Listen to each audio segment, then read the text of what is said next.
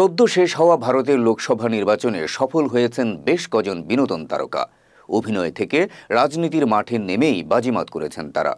জনগণের ভোটে লোকসভার সদস্য পদে নির্বাচিত হয়েছেন তারা। কেউ কেউ বিজয়ী হয়েছেন প্রথমবারের মতো, কেউ কেউ আবার করেছেন বিজয়ের হ্যাট্রিক।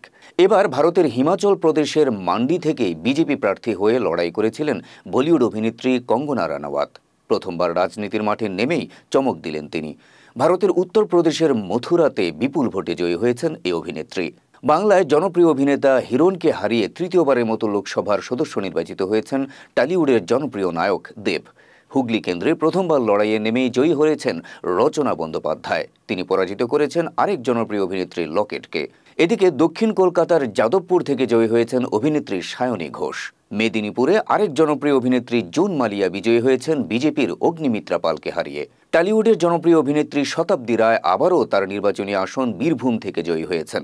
ভারত জাতীয় ক্রিকেট দলের সাবেক তারকা ক্রিকেটার ইউসুফ পাঠান এবার চমক দিয়ে জয় ছিনিয়ে এনেছেন বহরমপুর আসন থেকে।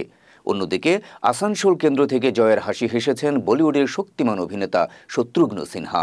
সব মিলিয়ে এবার ভারতের নির্বাচনে বিনোদন তারকাদের জয় জয়কার হয়েছে, এমনটা বলা যেতেই পারে।